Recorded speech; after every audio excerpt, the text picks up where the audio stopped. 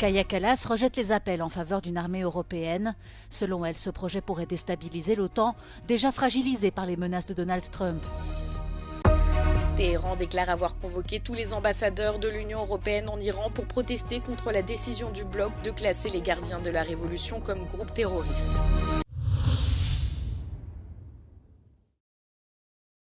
C'est l'épilogue d'un long marathon parlementaire. La loi de finances 2026 a finalement été adoptée définitivement après le rejet des 2 dernières motions de censure de l'opposition. Sébastien Lecornu s'est réjoui que la France ait enfin un budget. Selon le Premier ministre, le texte n'est pas celui du gouvernement, mais le résultat d'un compromis parlementaire.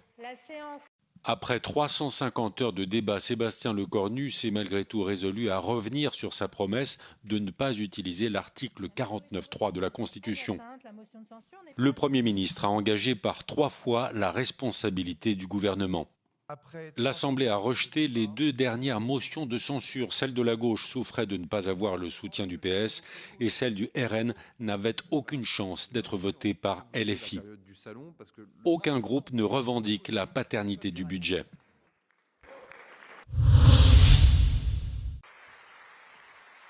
Kaja Kallas a rejeté ce lundi les appels en faveur d'une armée européenne.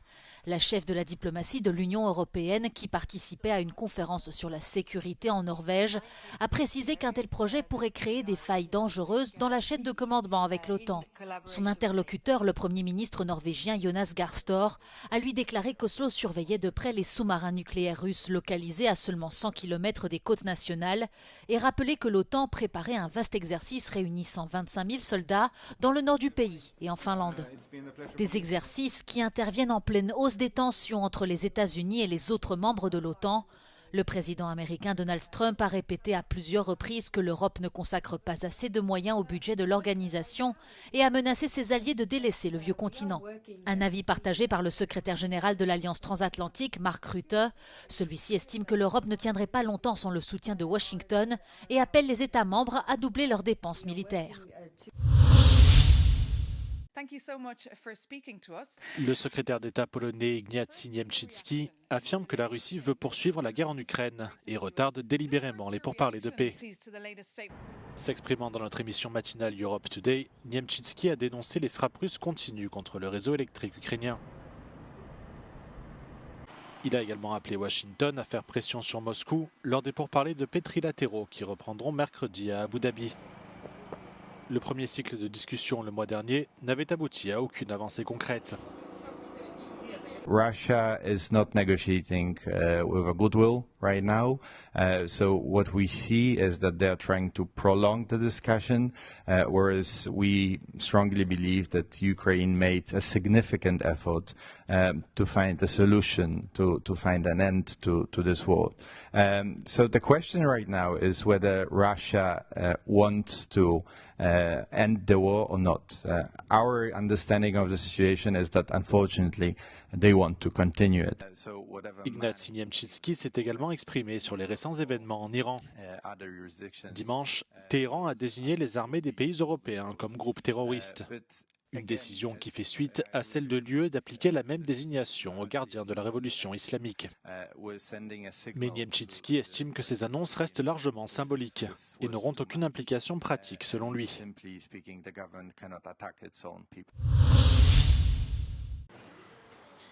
Téhéran a déclaré avoir convoqué tous les ambassadeurs de l'Union européenne en Iran pour protester contre la décision du bloc de classer le groupe paramilitaire du corps des gardiens de la révolution islamique comme groupe terroriste.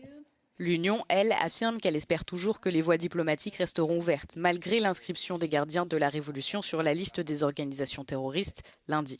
Cette décision de l'UE fait suite à la répression violente par l'Iran des manifestations nationales qui ont fait des milliers de morts.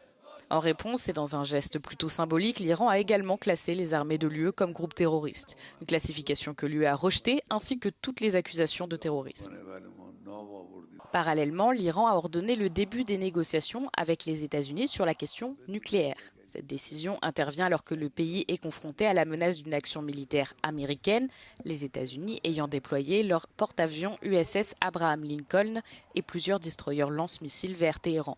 Mais l'Iran prévient que toute action militaire américaine conduirait à un conflit plus large dans la région.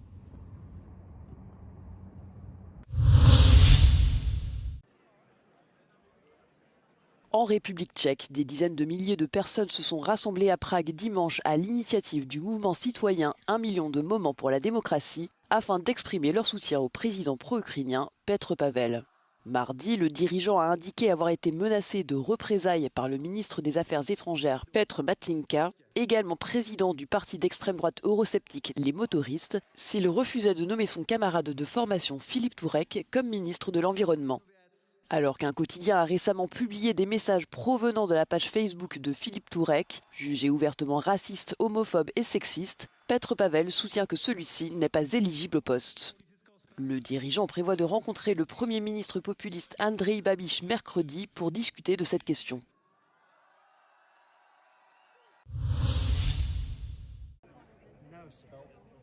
Avec ces interventions brutales qui provoquent depuis plusieurs mois de nombreuses controverses, Immigration and Customs Enforcement, plus connu sous son acronyme ICE, fait trembler le monde entier.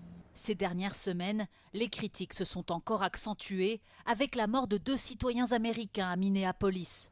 Outre ces opérations sur le sol américain, l'ICE est également présente à l'étranger. Sa branche internationale, le service de sécurité intérieure, aussi appelé HSI, compte près de 90 bureaux dans 50 pays. HSI est une autre branche de ICE, de cette police, qui, elle, est donc déployée à l'étranger, au départ pour lutter contre le narcotrafic, contre tout projet de terrorisme qui pourrait menacer la sécurité intérieure des États-Unis ou de ses alliés, ou tout ressortissant américain. Depuis quelques années, HSI est devenue aussi une police de lutte contre l'immigration clandestine. HSI collabore avec les polices locales et Interpol. Ces agents sont armés, parfois lourdement, mais ils ne sont autorisés à les utiliser qu'après avoir reçu un mandat du pays hôte. Mais cette règle de principe est parfois complètement ignorée dans des cas spécifiques, selon Romuald Sciorra. N'oublions quand même jamais que dans certains pays, au gouvernement plus faible, à l'économie plus faible, très dépendant des États-Unis, des pays parfois injustement catalogués, pour reprendre la rhétorique trumpienne, bien évidemment, de pays de merde, cette police s'est permise de dépasser évidemment les règles normalement imposées et d'agir comme bon lui semble.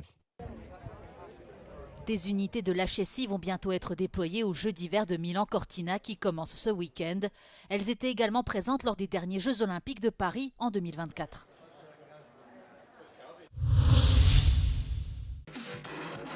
La police d'Oslo a arrêté dimanche le beau-fils du prince héritier de Norvège, l'accusant d'avoir agressé une femme, de l'avoir menacée avec un couteau et d'avoir enfreint une ordonnance restrictive 2 jours seulement avant son procès pour plusieurs chefs d'accusation de viol.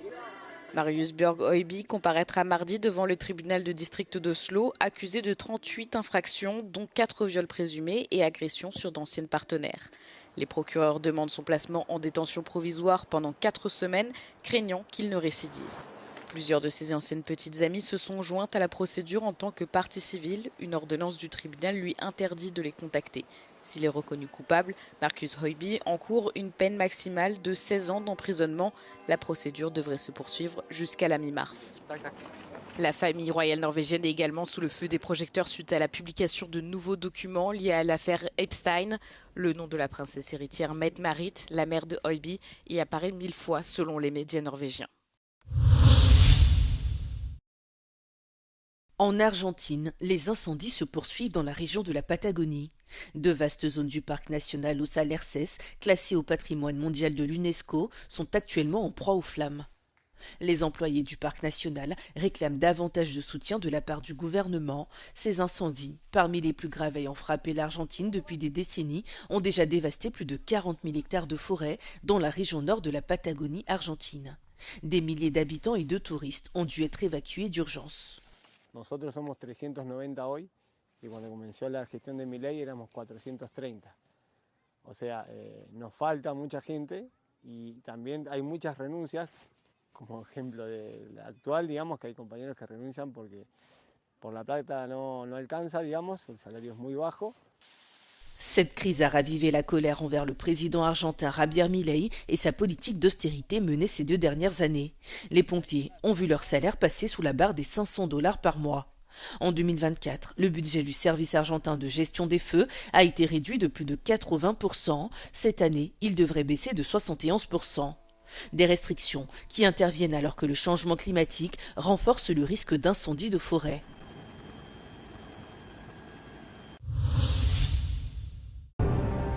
« 31 ans après sa première représentation, Requiem pour la fin de l'amour de Dimitris Papaioannou et Georgios Koumentakis est revenu sur la scène principale de l'Opéra national grec dans la capitale, Athènes. Créée en 1995, l'œuvre a été conçue en commémoration des victimes du sida. En 2026, elle revient épurée mais sans changement dans son essence.